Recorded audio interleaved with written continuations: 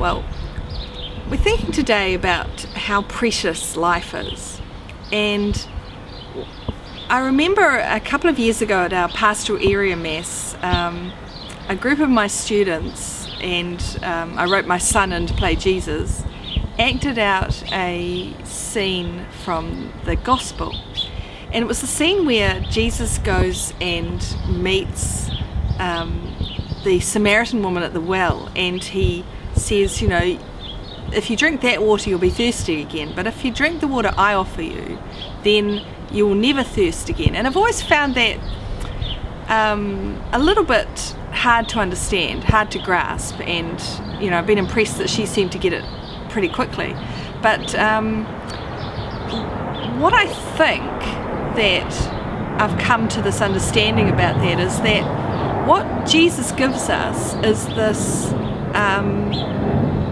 that living water, that something that lasts forever, is that preciousness of maintaining life, because you know, we can't live without water, and it all kind of links together. You know, I had a girl on lockdown in my sacred space the other day while her gang were being interrogated, and she kept saying, "Oh, I'm hungry, can I go get my bag?" And I said, "No, you've got to stay there. Can I get it? I need a drink," you know.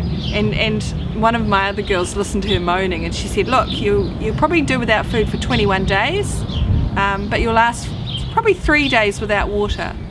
And I was thinking about that comparison, you know, that this girl didn't think she'd last for another half an hour, but that we need water to maintain us, and that our lives are precious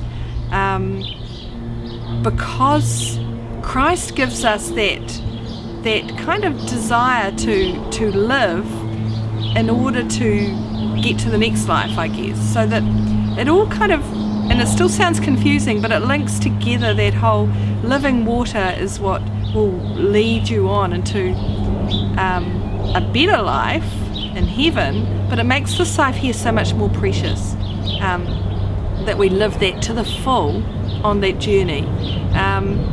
And I look at, we've got a teacher I work with, and they've had, he and his wife have had a baby, and you can kind of see that he's not just our teacher anymore, but he's somebody with a family, and it's pretty exciting to see that change in him, and a little bit of a change, I guess, in how we see him too, because he's added another whole dimension to his life by creating another really precious life. And I guess it's that cyclic thing, it's the water thing. There's a whole lot of things that merge together to make us think about how precious this life is, because it's part of a journey. There are always going to be people that annoy us.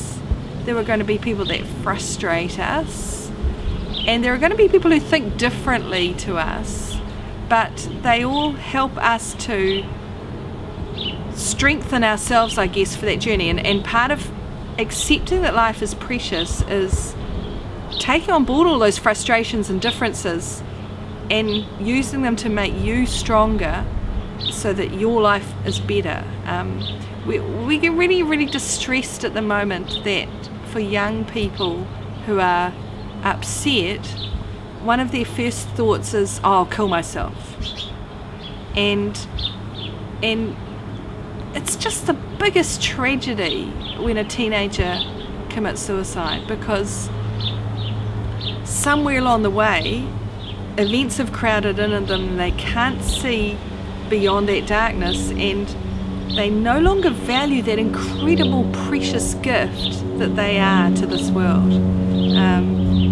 And if we can do anything as parents and teachers and anyone that reaches out to other people, it's to tell them how precious they are and how precious life is.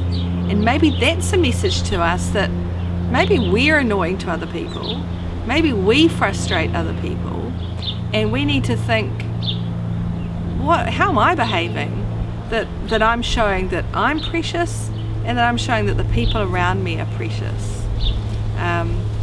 So I guess if we take the idea of Christ living water, it's to nourish us to be the best that we can be, and to help the people around us to be the best that they can be.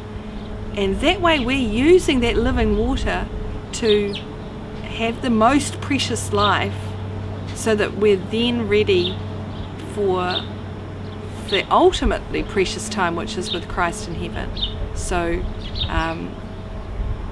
life is precious, but it's quite an effort for us to keep remembering that. But it's also really exciting. It's really exciting to think how much more we can do for ourselves and for others. And let's not annoy people, and let's try not to frustrate them. And those that frustrate us, let's embrace them and help them to move forward as well.